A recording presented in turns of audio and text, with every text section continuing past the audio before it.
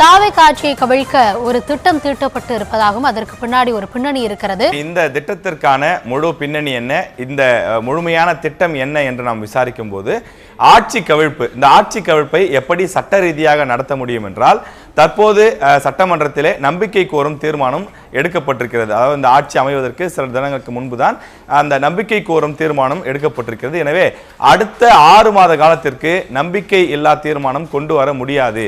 எனவே அடுத்ததாக இருக்கக்கூடிய ஆப்ஷன் என்னவென்றால் சபாநாயகர் மீது நம்பிக்கை இல்லா தீர்மானம் கொண்டு வருவதற்கான வாய்ப்பு இருக்கின்றது. இது ஏற்கனவே திமுக அதிமுக ஆட்சி காலங்களில் கூட வெவ்வேறு காரணங்களுக்காக கொண்டு வரப்பட்டிருக்கிறது. ஆனால் இது ஆட்சியை கவிழ்ப்பதற்கான ஒரு திட்டமாக பார்க்கப்படுகின்றது. அதாவது சபாநாயகர் மீதான அந்த நம்பிக்கை இல்லா தீர்மானம் கொண்டு வந்தால் அதனை மீண்டும் தாவேக அரசு நிரூபிக்க வேண்டும். தற்போது தமிழ்நாட்டில் இருக்கக்கூடிய இந்த சட்டமன்றத்தில் இருக்கக்கூடிய மொத்த உறுப்பினர்களுடைய எண்ணிக்கை 227 இருக்கிறது. காரணம், மீதம் இருக்கக்கூடியவர்கள் அந்த ராஜினாமா செய்திருக்கக்கூடிய காரணத்தினாலே 234 என்ற எண்ணிக்கை இல்லாமல் 227 இருக்கிறது. இதிலே தற்போது பெரும்பான்மையை நிரூபிக்க வேண்டுமானால் அவர்களுக்கு தேவையான எண்ணிக்கை என்பது 114 இருக்கின்றது. தாவேகா கூட்டணி, அதாவது IUML, காங்கிரஸ், கம்யூனிஸ்ட் கட்சிகள், இவர்களெல்லாம் விடுதலை சிறுத்தை உள்ளிட்ட கட்சிகளெல்லாம் சேர்ந்து நாம் பார்க்கும்போது 120 என்ற எண்ணிக்கை இருக்கின்றது. எனவே ஒரு 6 சட்டமன்ற உறுப்பினர்கள் தான் தமிழக வெற்றி கழகத்தின் பக்கம் கூடுதலாக இருக்கிறார்கள். எனவே அவர்கள் பக்கம் இருந்து ஒரு 7 சட்டமன்ற உறுப்பினர்களை எடுத்து விட்டாலே, அவர்கள் சபாநாயகருக்கு எதிராக வாக்களித்து விட்டாலே இந்த ஆட்சி கவிழக்கூடிய ஒரு சூழல் ஏற்படும்.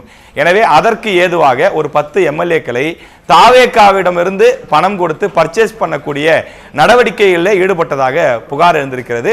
இதற்கு மூளையாக செயல்பட்டது செந்தில் பாலாஜி என்று சொல்லப்படுகின்றது. முன்னாள் அமைச்சரான செந்தில் பாலாஜியும் அவரது தம்பியும் சேர்ந்து கூட்டு சதி செய்துதான் அவர்கள் தாவேகாவை மாற்றி வாக்களிக்க வேண்டும்.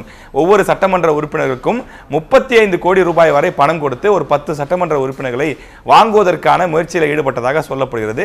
ஒருவேளை அந்த திட்டத்தின்படி 10 சட்டமன்ற உறுப்பினர்களை அவர்கள் விலை கொடுத்து வாங்கியிருந்தால் அடுத்து என்ன நடைபெற்றிருக்கும் என்றால் விரைவில் பட்ஜெட் கூட்டத்தொடர் நடைபெற இருக்கின்றது. அதில் ஏதாவது ஒரு நாளில் சபாநாயகரின் மீது நம்பிக்கையில்லா தீர்மானம் என்று கொண்டு வந்திருப்பார்கள். வழக்கமாக சபாநாயகர் மீது நம்பிக்கையில்லா தீர்மானம் கொண்டு வருவதற்கு குறைந்தது ஒரு 15 நாட்களுக்கு முன்பே மனு கொடுக்க வேண்டும். அவற்றையெல்லாம் சட்ட ரீதியாக கொடுத்து பிறகு சபாநாயகர் மீது நம்பிக்கையில்லா தீர்மானம் கொண்டு வந்து தமிழக வெற்றி கழகத்தினுடைய அந்த சட்டமன்ற உறுப்பினர்கள் ஒரு 10 பேரை இந்த பக்கம் இழுத்துவிட்டால் அவர்கள் சபாநாயகருக்கு எதிராக வாக்களிப்பார்கள். இந்த சபாநாயகர் மீது எங்களுக்கு நம்பிக்கை இல்லை, சபாநாயகர் தோற்றால் அந்த அரசு தோற்றதற்கு சமம். எனவே இந்த ஆட்சி கவிழ்ந்து விடும் என்பதுதான் அதனுடைய மறைமுக பொருளாக இருக்கின்றது.